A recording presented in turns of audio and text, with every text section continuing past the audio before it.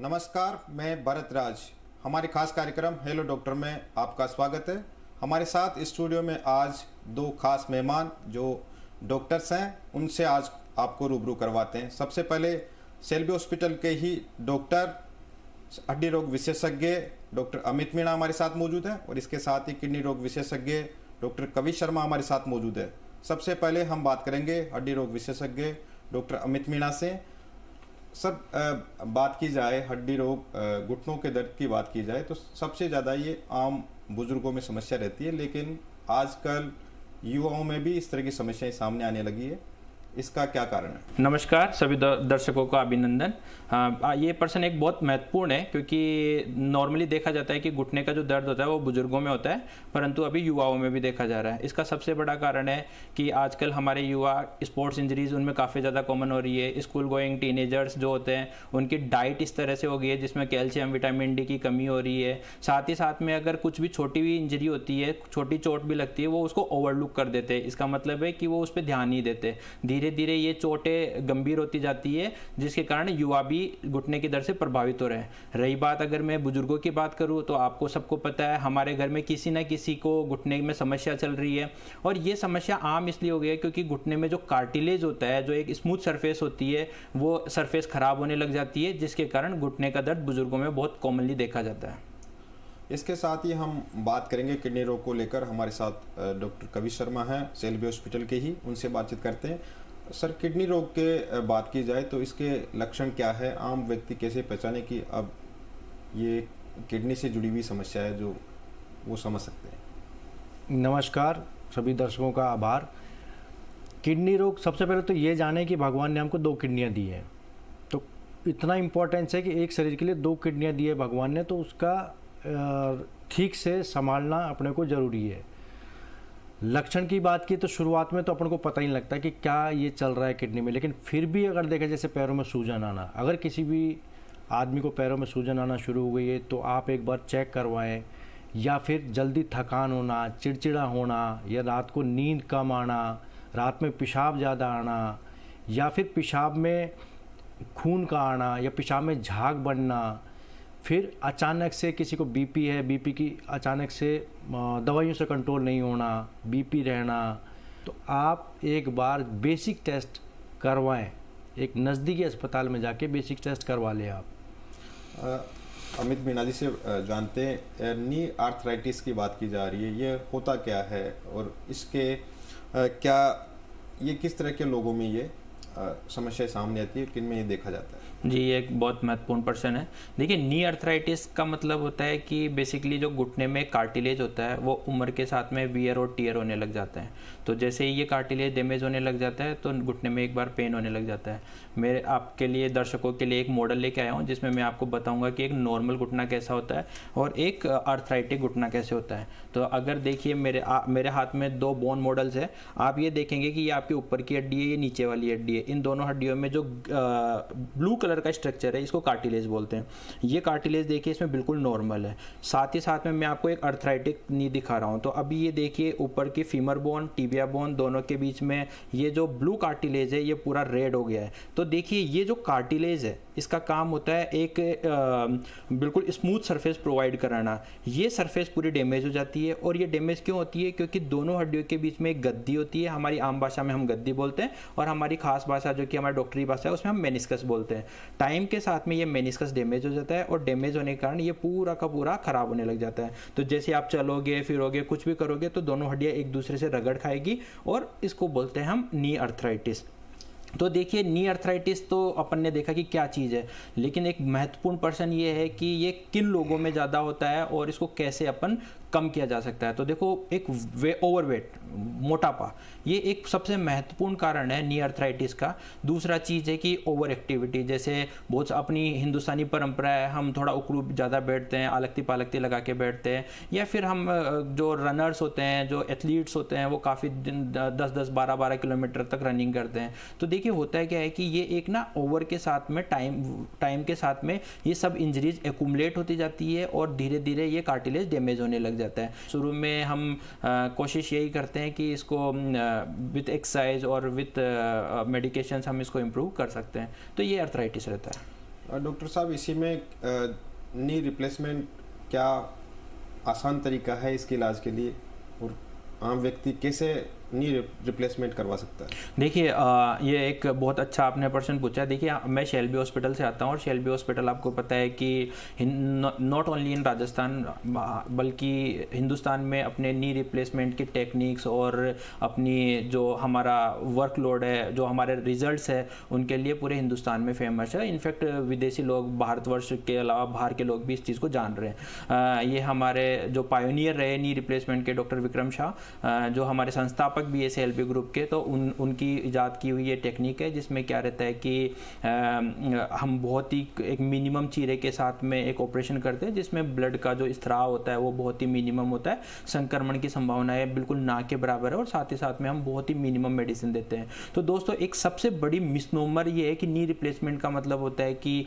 हम आपका पूरा घुटना बदल देंगे या फिर कोई दूसरा घुटना डाल देंगे, तो ऐसा बिल्कुल नहीं है। तो फिर क्या बदला जाता है उसमें? ये बहुत अच्छा इंटरेस्टिंग क्वेश्चन है। तो इसमें मैं आपको एक चीज़ बताता हूँ। देखिए एक मेरे पास में दूसरा मॉडल है जो मैं दर्शकों की सहूलियत के लिए और समझाने के हिसाब से दिखाना चाहूँगा। तो देखिए ये एक नॉर्मल नी होता है, इसको जो पटेला है, पाली जो बोलते हैं, ये पाली है। अगर मैं इसको हटाता हूँ तो ऊपर की आपकी ये कार्टिलेज फीमर बोन है, साथ में ये टीबिया बोन है, और ये बीच में जो गद्दी जिस पे मैं पहले भी जिक्र किया है, ये गद्दी मेनिस्कस होती है। ये मेनिस्कस जब जैसे खराब हुई तो ये मेनिस्कस खराब होती है। नी रिप्लेसमेंट में हम आपकी एक दूसरी सरफेस डालते हैं और एक इसके ऊपर एक कैप डाल देते हैं। तो जैसे अब मान लीजिए नी रिप्लेसमेंट के बाद में आपका घुटना कैसे दिखता है, तो उसके ऊपर मैं आपको बताता हूं। तो देखिए ये एक मेरे पास में दूसरा मॉडल है जिसमें आप ये देखेंगे कि ये जो सरफेस जो खराब हो गई थी, इस सरफेस में हमने एक मेटालिक कैप डाल दी है, साथ ही साथ में ये एक दूसरी हमने गद्दी डाल दी है। तो अब जैसे ही आप चलोगे फिरोगे कुछ भी करोगे तो क्योंकि वहाँ पे ऑलरेडी एक अच्छी गैप है, तो गद्दी है, तो जिसके कारण कोई दर्द नहीं होगा, कुछ भी नहीं होगा।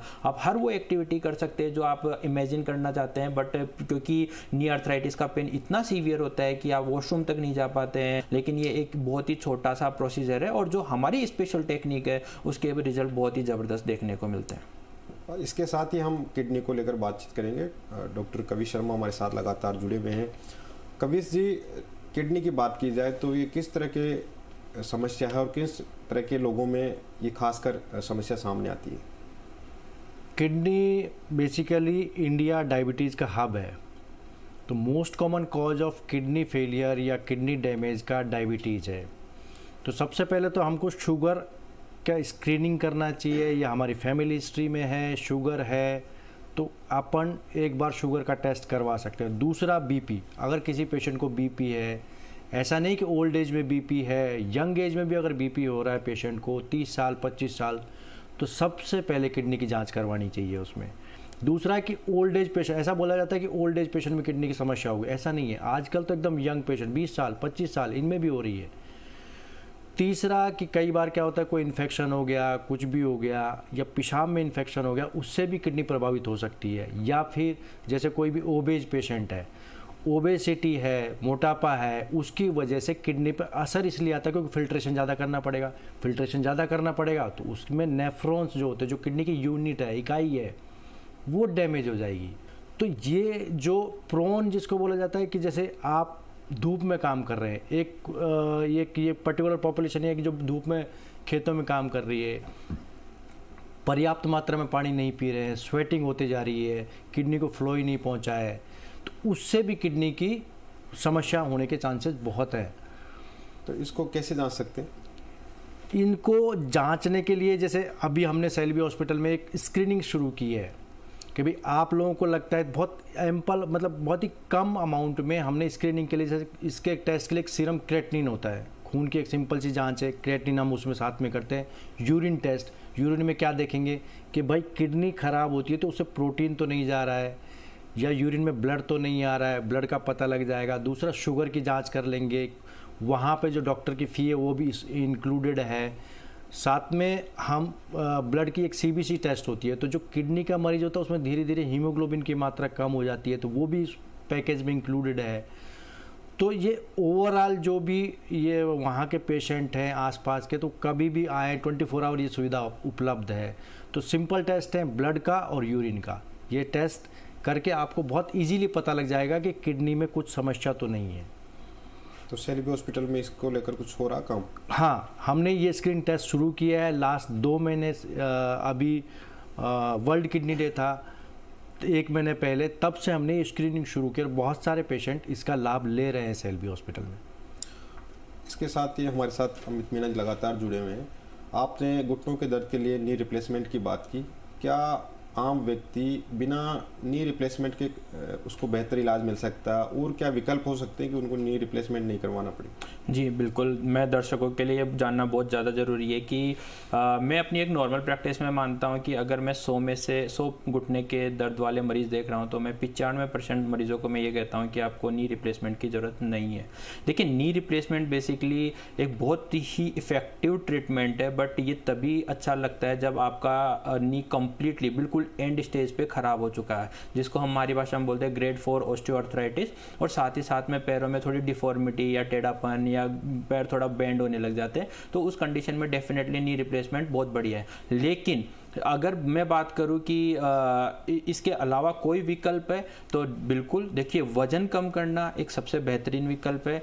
अगर इनिशियल स्टेज ऑफ अर्थराइटिस होती है ग्रेड 2, ग्रेड 3, ग्रेड 1, इसमें अगर एक बिल्कुल विथ एविडेंस में आपको बोलना चाहता हूं ऑन पेपर कि अगर आप 10% ऑफ बॉडी वेट अगर आप कम कर लेते हैं तो आपके घुटने का जो सीवियरिटी ऑफ पेन है वो 50% तक कम हो जाता है। साथ ही साथ में हम इस दौरान आपको कुछ पेन मेडिकेशन देते हैं, लेकिन मेरे साथ में मेरे साथी नेफ्रोलॉजिस्ट बैठे हैं, वो डेफिनेटली पेन मेडिकेशंस के अगेंस्ट है, बट इसीलिए हम कभी भी पेन मेडिकेशन एक लंबे समय तक नहीं देते। हम 4, 5, 7 दिन या 10 दिन तक हम पेन मेडिकेशन देते हैं, सो दैट आपका पेन कम हो जाए और आप एक एक्सरसाइज करने लायक बने। और इस दौरान हम आपको डिफरेंट प्रोसीजर्स होते हैं, जैसे मान लीजिए हमने आप में नी में इंजेक्शन यूज़ किया, या फिर साथ ही साथ में हमारे पास में और ऑप्शंस होते हैं, जैसे हम आपका अलाइनमेंट अगर ख़राब है तो हम बिना नी रिप्लेसमेंट के भी हम आपका अलाइनमेंट ठीक कर सकते हैं, जिसको हम हाई टिबियल ऑस्टियोटोमी, या फिर बोल सकते हैं कि नी को थोड़ा कट करके बिल्कुल स्ट्रेट सीधा कर देते हैं, जो बहुत ही इफेक्टिव रहता है। इनफैक्ट 15-15, 20-20 साल तक वो जो प्रोसीजर है बिना नी रिप्लेसमेंट के भी काम हो जाता है। हाँ, लेकिन अगर मैं कहूँ कि बिल्कुल आप एंड स्टेज में जी रहे हो तो डेफिनेटली वो आपको कराना चाहिए, क्योंकि एज मैंने आपको पहले भी बताया कि हमारे जो सेंटर है उसके जो रिजल्ट्स है बहुत ही फैंटास्टिक है। हमारी जो टेक्निक है, जिस तरह से हम कर रहे हैं, वो एक वर्ल्ड में एक सबसे लीडिंग टेक्निक के रूप में काम कर रहे हैं। घुटने और किडनी की समस्या पर और भी ढेर सारी बातें डॉक्टर से करेंगे, लेकिन हम अभी यहाँ पर रुकेंगे एक छोटे से ब्रेक के लिए।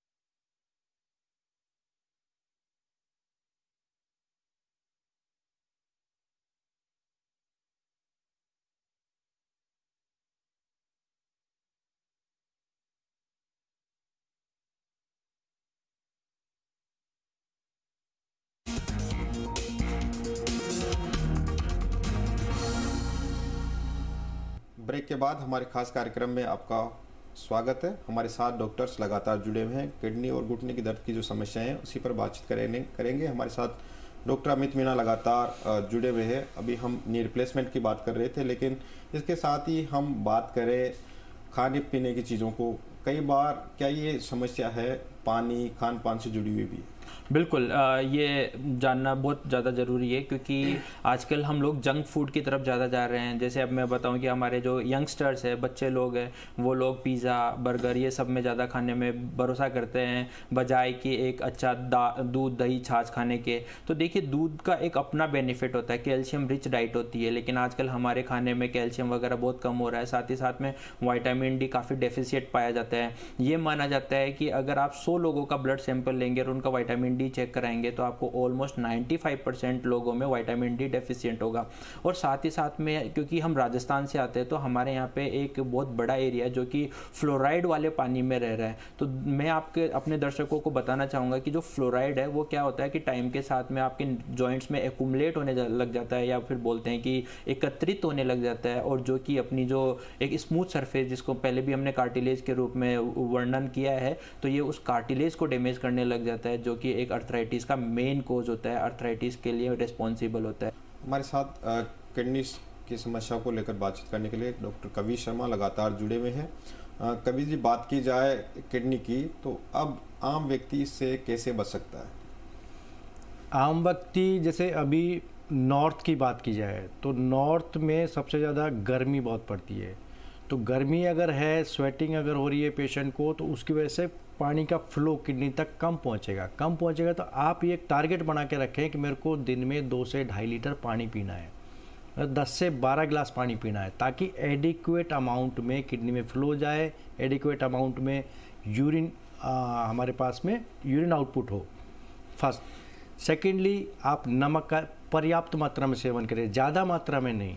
अगर आप नॉर्मल हैं या फिर जैसे कुछ प्रोन पेशेंट है जिनको बीपी है, किडनी में सबसे पहले जो मेनली 90% चांसों में बीपी की शिकायत होती है। बीपी की शिकायत होती है तो सर दर्द होता है। सर दर्द के लिए क्या करते हैं वो लोग? बाम लगा लेते हैं, ओवर द काउंटर ड्रग खा लेते हैं। और जैसे डॉक्टर अमित ने भी बताया, ओवर द काउंटर मतलब कि दवाई ले आएंगे मेडिकल के दुकान वाले से। हाँ, तो ये तो आम गाँव में तो आम है कि बाम लगा लिया, ये चीज़ें लगा लिया। हाँ, तो बस ये देखना है कि अगर इवन यहाँ तक होता है कि सर दर्द हो रहा है तो आंखों वाले डॉक्टर को दिखा दिया, लेकिन बीपी नहीं नपवाया उन्होंने। किडनी की जांच तो दूर की बात है। तो सबसे पहले बीपी आप नपवा लें। एक किडनी की जांच पॉसिबल है, सिंपल सा एक क्रेटिन की जांच होती है जो 50-100 रुपये में कहीं पे भी अवेलेबल है, लोकल एरिया में भी अवेलेबल है। ओवर द काउंटर ड्रग से बचें, क्योंकि 2 किडनियाँ हैं, वो दोनों किडनियाँ अफेक्ट होंगी इन दवाइयों से। तीसरा, संतुलित मात्रा में आहार लें, भूखे पेट ना रहें। इन्होंने डॉक्टर अमित ने बताया कि अगर आप मोटापा कम करेंगे तो आपका 50% जॉइंट का पेन कम हो जाएगा। चौथा, नियमित रूप से व्यायाम करें, और आप सुबह शाम वॉक करने जा सकते हैं, खाना खाने के बाद वॉक करें। Specially over the counter drugs, pain killer ले लें, कहीं पे भी दर्द हो रहा है पेन किलर खा लिए। तो ये सब रिसाव जो भी आप दवाई खा रहे हैं वो निकलेगी तो पेशाब के थ्रू ही, तो डेफिनेटली किडनी पर असर करेंगी। तो बिना किसी डॉक्टर्स के परामर्श के आप ऐसी दवाइयाँ ना खाएं।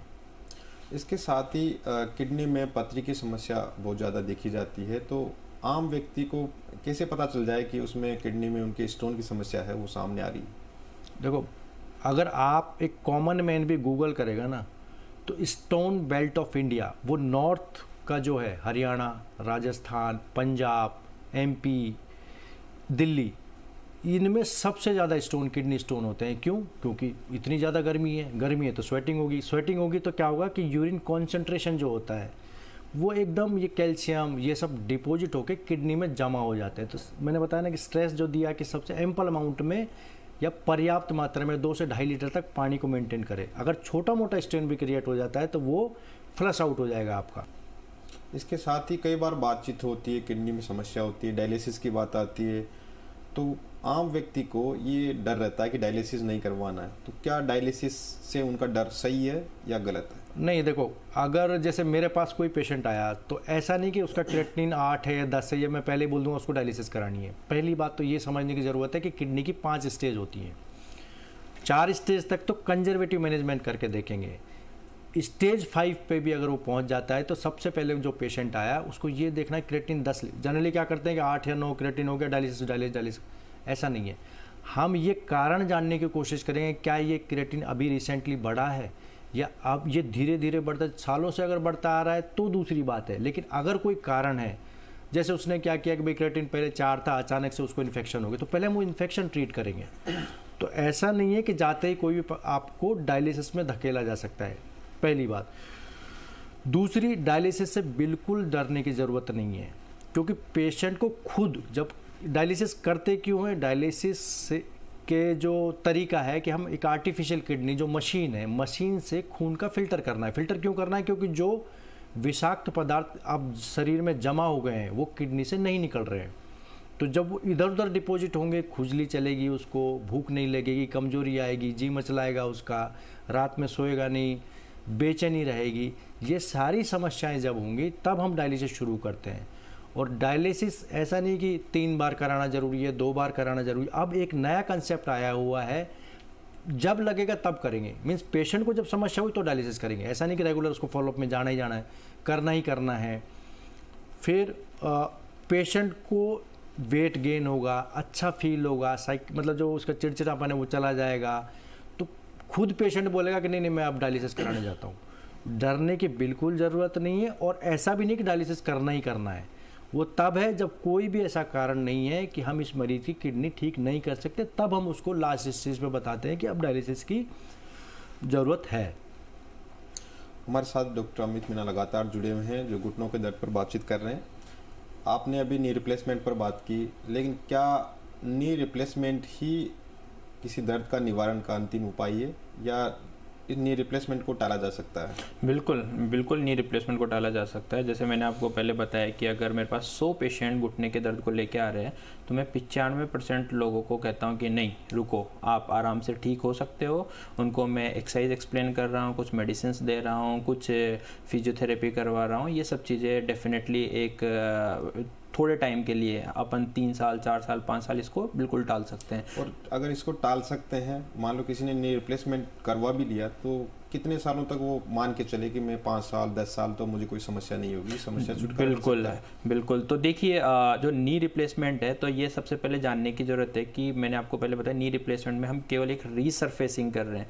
जो एक डैमेज सरफेस है आपके कार्टिलेज की, बोन की, उसको एक दूसरा परत लगा रहे हैं, मेटेलिक कैप लगाते हैं, और साथ में एक जो गद्दी घिसी है जिसको हम मेनिस्कस बोलते हैं, हम उसकी जगह एक दूसरी गद्दी डाल रहे हैं। और ये जो आप आजकल ये मेटल्स है और ये जो गद्दी का जो चीज़ मैंने बताया, ये बहुत ही हाईली एडवांस टेक्निक से बनते हैं। इनकी जो लाइफ है, अभी जो साइंस बोलती है, जो एविडेंस बोलता है, वो बोलता है कि 25 से 30 साल तक एक बढ़िया से अलाइन किया हुआ आपका नी आराम से रहेगा। तो ऐसा नहीं है दोस्तों कि मैंने नी रिप्लेसमेंट, कोई बोले कि साहब आपने नी रिप्लेसमेंट कराओगे तो 2-4 साल बाद में वापस से कराना पड़ेगा, ऐसा बिल्कुल भी नहीं है। एक अच्छे से वेल, जो कि हम शेल्बी में जिस तरह से कर रहे हैं, जो एक अच्छे से वेल बैलेंस नी होता है, वो आराम से 25 से 30 साल चलेगा। इसमें कोई घबराने की ज़रूरत नहीं है। साथ ही साथ में मैं अपने दर्शकों को आपके माध्यम से बोलना चाहता हूं कि मैं जो नी रिप्लेसमेंट कर रहा हूं उसके बाद मैं पेशेंट को ज़मीन पे बैठने के लिए, उकड़ू बैठने के लिए, आलक्ति पाड़ने के लिए मना नहीं करता। मैं ये बोलता हूँ अपने पेशेंट को, आप हर वो एक्टिविटी कीजिए जो आप करना चाहते हो, और साथ ही साथ में अपनी जो फिजिकल एक्टिविटी है उसको बढ़ाइए। क्योंकि जब नी रिप्लेसमेंट के बाद में जब आपका घुटने का दर्द दूर हो जाएगा, आप बिल्कुल नॉर्मल रहने लगेंगे, तो ऑटोमेटिकली आपका वेट कम होएगा, आप फिजिकल एक्टिविटी में ज़्यादा इन्वॉल्व होंगे, आपकी क्वालिटी ऑफ लाइफ इंप्रूव हो जाएगी। और मैं बोलता हूँ कि बिना दर्द की ज़िंदगी जी रहे हो, ये सबसे ऊपर वाला अपने लिए सबसे अच्छी मेहर कर सकता है। तो मेरे ख्याल से एक बहुत ही फैंटास्टिक प्रोसीजर है जो अपन को जाना चाहिए जिसके लिए।